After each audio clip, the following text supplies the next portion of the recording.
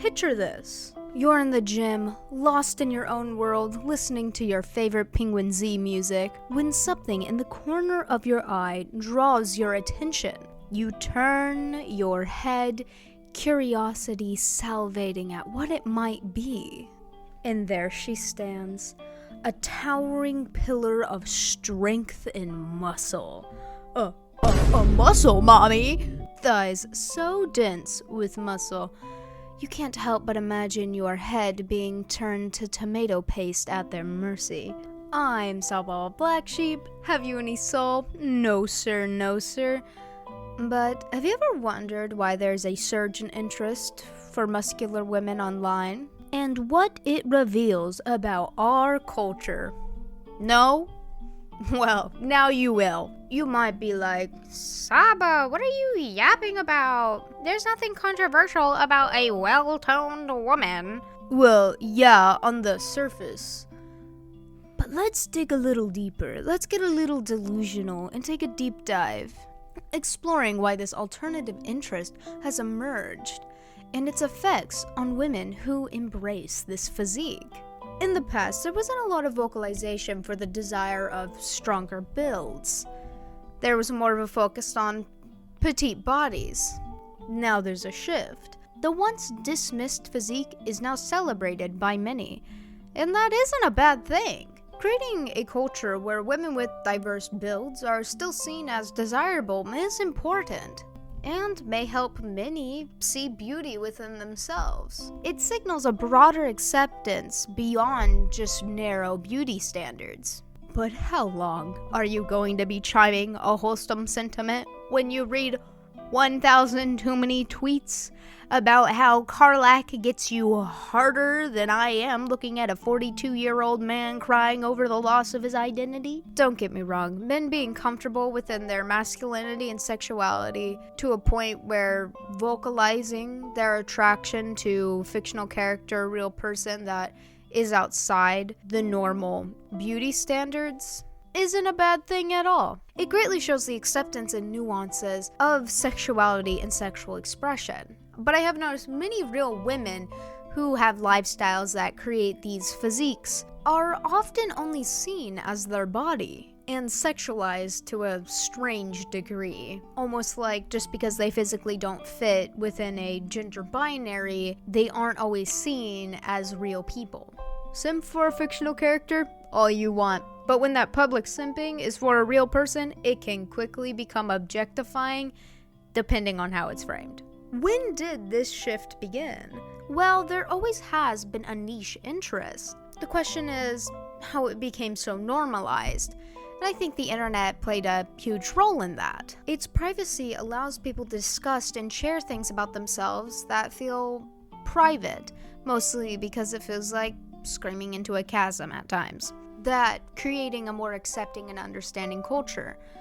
But beneath the surface lies a darker side. Ever heard of Rule 34? If it exists, there's PORN of it. Same applies here. Let's talk about how some take a harmless body type to the extreme. Let's talk about DeviantArt. These two photos don't even hold a candle to the true degenerate depictions on this site. But if I were to show you, YouTube would pike my head anus first on a spike. And I ain't a fan of butt stuff, to be frank. DeviantArt is a website that has been around since the year 2000, and the site has changed a fair amount since then, users coming in and out for more than 2 decades.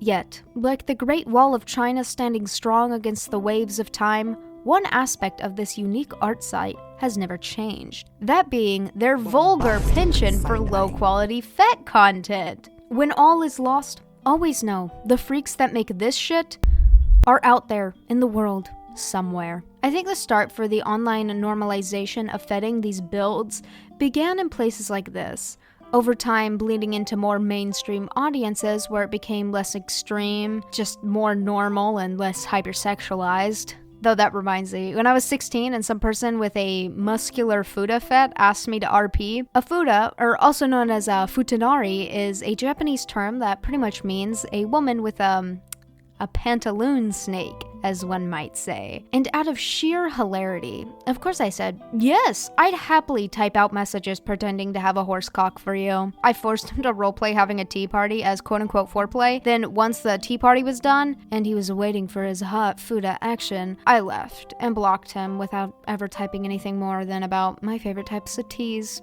Which is jasmine, by the way. Regardless of that crazy experience, most individuals that have a preference for the strong sort aren't like that guy. What made it funnier is his profile and username was Ares, like the Greek god. Real tough guy, eh? I think a good example of how the online cultural perception of strong women has changed is the response many had to the character Karlach in the game Baldur's Gate 3. A strong tiefling woman with a heart bigger than my massive ego. Her personality from the get-go is fiery and passionate, but sweeter than a summer's light on a field of wildflowers. It makes sense why her character captured the heart of many a player. It's a breath of fresh air to see a character like her to have a personality that far exceeds just her physique. I am not among their ranks, but if you ask any average Karlach enjoyer, they tend to rave extensively about her loving personality as well as her appearance. The stark change within how people talk about women of this physique from times past versus now, I think, is a major upgrade. Honestly, I find the attitude towards stronger women online is very similar to the shift more feminine men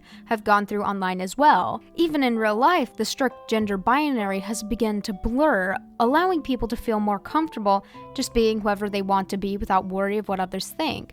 Since many have realized there will always be at least someone that thinks you're cool as hell. If you're enjoying my content, consider joining my Discord server, and if you enjoy my art, check out my Etsy with adult coloring sheets, shirt designs, and wall art, all linked in description. Back to the video. Though it's encouraging to see a larger acceptance for diverse body types and the interest in bodybuilding and healthy lifestyles, it's crucial to discuss some less treaded aspects of this conversation. The use of steroids. I merely bring it up because as this hobby grows, more people might fall prey to uneducated steroid use. Well, the harmful effects of steroid use within males is pretty well documented.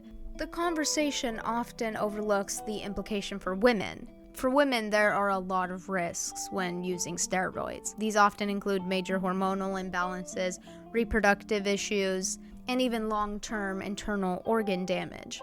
Look, I ain't no one's mother. I'm not gonna be like, no, don't do it. I'm just encouraging educated decisions upon this matter.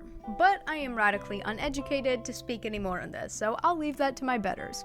That's all I have for today, folks. Let me know if you like these really random topics, but as always, you have school tomorrow, or work, or talking about whatever random thing comes to your mind to make content. But as always, don't dream about wheat-based byproducts.